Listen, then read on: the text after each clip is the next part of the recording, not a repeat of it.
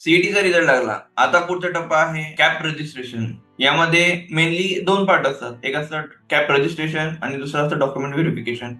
Cap registration यासाठी तुम्हाला सीईटीच्या पोर्टलवरती जाऊन सगळे 10वीचे मार्क्स, 12वीचे मार्क्स, सीईटीमध्ये मिळालेले मार्क्स, तुम्ही जेईई दिली असेल तर जेईईमध्ये मार्क्स, तुम्हाला जर पीसीबी थ्रू जर इंजिनिअरिंगला अप्लाय करायचं असेल तर पीसीबीचे मार्क्स, हे सगळे डिटेल्स तुम्हाला तिथे एंटर करावे लागतात. त्यासोबतच तुमचे आधार कार्डवर तुमचं नाव कसं आहे, त्यानंतर तुम्हाला तुमचा ऍड्रेस, त्यानंतर तुमचं फॅमिलीचं इन्कम मध्ये नॉन क्रिमिनल आहे, त्यानंतर तुम्हाला तुझं कॅटेगरीमध्ये येत असेल तर कास्टचे डिटेल, त्यानंतर मग कास्ट सर्टिफिकेट वरती जे डिटेल आहे, कास्ट व्हॅलिडिटी वरती जे डिटेल आहे, कास्ट सर्टिफिकेट मध्ये पण कुठली कास्ट मध्ये तुम्ही येत आहे, त्यानंतर ते डॉक्युमेंट्स तुमच्याकडे आहे की नाही, त्यानंतर कास्ट व्हॅलिडिटी मध्ये पण ती व्हॅलिडिटीचं ऍक्च्युअल डॉक्युमेंट्स आहे की नाही, की व्हॅलिडिटीची रिसिप्ट आहे, हे सगळे अपडेट्स तुम्हाला त्या पोर्टलवरती द्यावे लागतात. शेवटच्या पेजवरती तुम्हाला ते सगळं रिव्ह्यू करायचं असतं. तसेच प्रत्येक डॉक्युमेंटच्या स्कॅन कॉपी तुम्हाला अपलोड करायच्या असतात.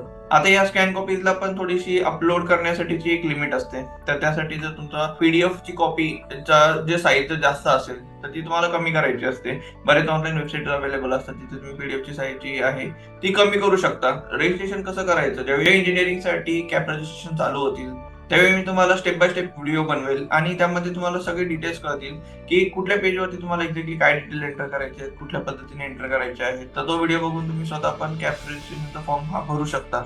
फक्त डिटेल मिस करू नका. त्यानंतर डॉक्युमेंट्स मध्ये एक्झॅक्टली काय आपल्याला बघावं लागतं ते पण तुम्हाला त्या व्हिडिओमध्ये मी तुम्हाला सांगेल. तर लास्ट पेजवरती तुम्हाला हे सगळे डॉक्युमेंट्स अपलोड करायचे असतात. तसे तुमचा फोटो असतो पासपोर्ट साईज मधला, तो अपलोड करायचा असतो. तुमची एक व्हाईट पेपरवरती एक सिग्नेचर तुम्हाला करायची असते, त्याचा फोटो काढून तो पण अपलोड करायचा असतो. आणि हे ऍप्लिकेशन आपलं लास्ट पेजवरती सबमिट अगोदर तुम्हाला जो पण तुम्ही मोबाईल नंबर दिला आहे सीईटीचं रजिस्ट्रेशन करताना, सीईटीची एक्झाम देताना, तर त्या मोबाईल नंबरवरती एक मेसेज येतो, ओटीपी येतो. ओके, तो ओटीपी तुम्ही एंटर केला तर त्यानंतर तुमचं डॉक्युमेंट जे आहे हे सबमिट होतं. आणि डॉक्युमेंट जे सबमिट झाल्यानंतर लास्ट पेजवरती एक प्रिंटचा पण ऑप्शन असतो. तर प्रिंटच्या ऑप्शनवरती क्लिक करून तुम्ही त्याची पीडीएफ जनरेट करू शकता. त्या पीडीएफची तुम्हाला कॉपी ही काढायची आहे आणि ही कॉपी तुम्हाला डॉक्युमेंट व्हेरिफिकेशनसाठी यूज करायची आहे. आता डॉक्युमेंट व्हेरिफिकेशन ही जी प्रोसेस आहे यामध्ये पण 2 पद्धतीने तुम्ही डॉक्युमेंट्स तुमचे व्हेरीफाय करू शकता. एक असतो ऑनलाईन मोड आणि दुसरा आहे ऑफलाईन मोड. ऑनलाईन मोडमध्ये तुम्ही ऑनलाईन मध्येच ऍप्लिकेशन करू शकता की माझे डॉक्युमेंट्स मी सगळे अपलोड केलेले आहेत आणि तुम्हाला ऑनलाईन मोडने डॉक्युमेंट्स व्हेरीफाय करायचे आहेत.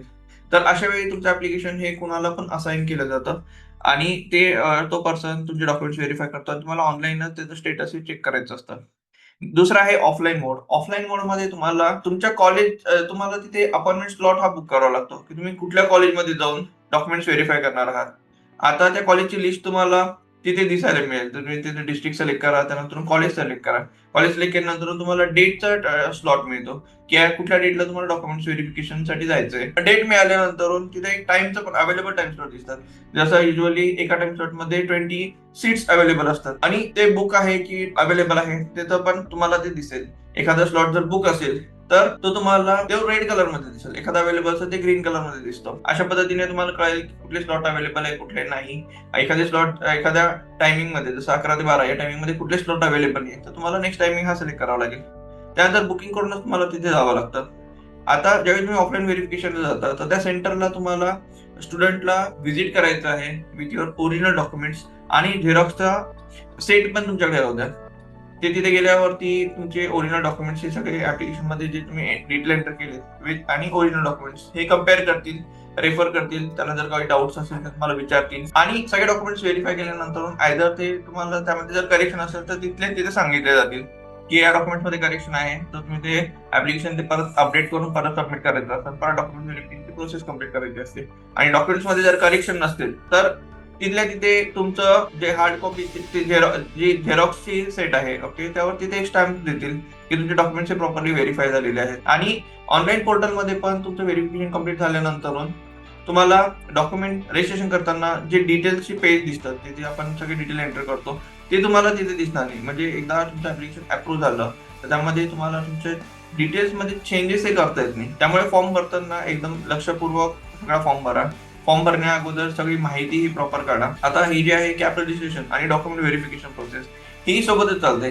ज्या दिवशी कॅप रजिस्ट्रेशन चालू होतं मेनली त्याच्या दुसऱ्या दिवसापासून डॉक्युमेंट व्हेरिफिकेशनची विंडो ही ओपन होत असते. आता रजिस्ट्रेशनची डेट अजून सीईटी सेलने अनाऊन्स केली नाहीये, पण तुम्हाला कॅपचे अपडेट सगळे जर जाणून घ्यायचे असेल की एक्झॅक्टली डेट्स काय आहेत, नंतर कुठल्या नोटिफिकेशन सीईटी सर्टिफिकेटनं आलंय तर ते तुम्हाला जर सगळं बघायचं असेल तर तुम्ही माझा फ्री व्हॉट्सअप ग्रुप जॉईन करू शकता.